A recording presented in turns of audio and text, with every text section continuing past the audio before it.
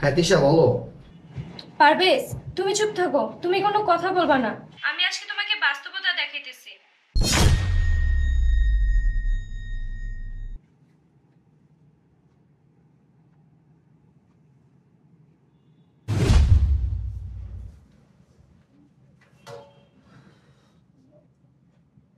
তিশা, রান্না করছস? না আম্মা, আমি এখনই রান্না করতেছি। কি? তোরা কতদিন বলছি আমি বাসায় আসার আগে রান্না শেষ করবি? তুই রান্না করছ না কেন বল? আম্মা, আমার মাথা অনেক ব্যথা করতেছিল, এই জন্য রান্না করতে পারিনি। আমি এখনই রান্না করে দিতেছি। তোর মাথা ব্যথা করতেছে, আমি কি করব? তোকে আমি রান্না করে খাওয়াবো? তোকে আমার ছেলের বউ করে কেন আনছি? রান্না করার জন্য, ঘরের কাজ করার জন্য। আর তোরে আমি ভয় ভয় খাওয়াবো? এখন আমার দিকে তাকে কি দেখতাছস? যা রান্না করে যা, তাতেই রান্না কর, আমি খাবো।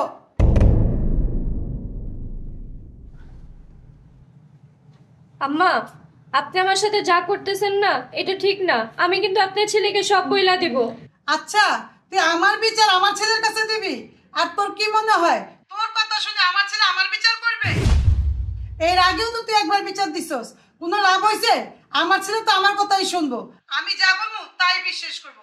15 মিনিটের মধ্যে যদি তুই আমার খাবার টেবিলে না দেস, তা তুই ভালো করে জানাস তো কি করবো আমি। যা। আইসে আমার ছেলের কাছে বিচার দিতে। তোর জামাই হওয়ার আগে ও আমার ছেলে, আমার ছেলে আমার কথাই শুনবো।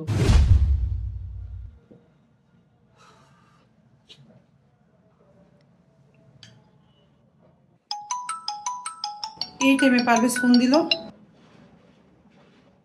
হ্যাঁ বাবা বল। কি করো, খাওয়া দাওয়া করছো তুমি? না বাবা, খামু কই থেকে? তোর বউ তো রান্নাই করে নাই। তুই অফিসে যাওয়ার পরে তোর বউ কই যে বাইরে, আর কোনো খবর থাকে না। তুই আবার অফিস আওয়ার আগে তোর বউ আয়। আর আমি নিজেই রান্তাছি, রান্না হইলে এর পরে খামু। তুই আমার চিন্তা করিস না, তুই ঠিক মতো কাজ কর। আচ্ছা রাখি। আচ্ছা ঠিক আছে, আমি বিকালে তাড়াতাড়ি চলে আসবো। আচ্ছা।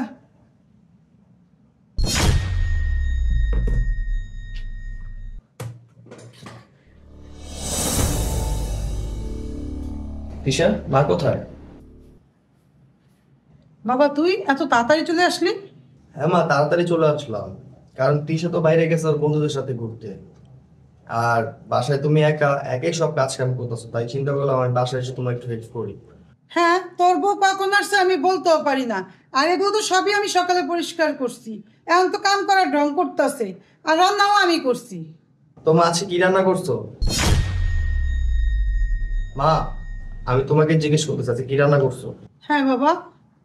ও, মুরগি আনছি আর করলা ভাজি করছি। আম্মা, আজকে তো রুই মাছ আর লাউ রান্না হয়েছে। রুই মাছ আর লাউ রান্না হয়েছে? মা, তুমি কি রান্না করছো তুমি নিজেই জানো না, তার মানে তুমি আমার সাথে মিথ্যা কথা বললা। ছি মা, তুমি জানো তিশা আমাকে কতবার বলছে আমি এক অফিসে যাওয়ার পর তোমাকে মারধর করো। আমি কখনো ওর কথা বিশ্বাস করি নাই কা। আমি সবসময় তোমার কথা বিশ্বাস করছি, তোমার কথাটাকে আগে প্রাধান্য দিয়েছি। আর তুমি আমার বিশ্বাসের এই মর্যাদা দিলা মা? বাবা, তুই বৌমার কোনো কথায় কান দিস না। বৌমায় মিথ্যা কথা কইতেছে, তুই আমার লাগে আয়, আমি তোর সব বলতাছি। মা, আমি আর তোমার কোনো কথা বিশ্বাস করতে পারবো না। আর তুমি আমাকে কি বা বলবা? আমি আমার নিজ কানে শুনেছি আর নিজ চোখে দেখছি যে তুমি তিশার চুলটা কিভাবে ধরে রাখছিলা। কেন মা, কেন করছে এগুলো? মা, আমি সব সময় তোমার কথাই শুনতাম, তুমি যেটা বলতে আমি সেটাই বিশ্বাস করতাম। আমার তো খারাপ এটা ভাইবা লাগতেছে যে তিশার সাথে কত আগে থেকে জুলুম হয়ে আইতেছে। তুমি ওকে কতই না কষ্ট দিছো, তুমি ওরা কত বিরক্ত করছো। আজকে যদি তিশার জায়গায় আমার বোন থাকতো, আর আমার বোনের শাশুড়ি আমার বোনের সাথে এরকম ব্যবহার করতো, ওর মা তুমি, তুমি শুনলে তোমার কাছে কেমন লাগতো?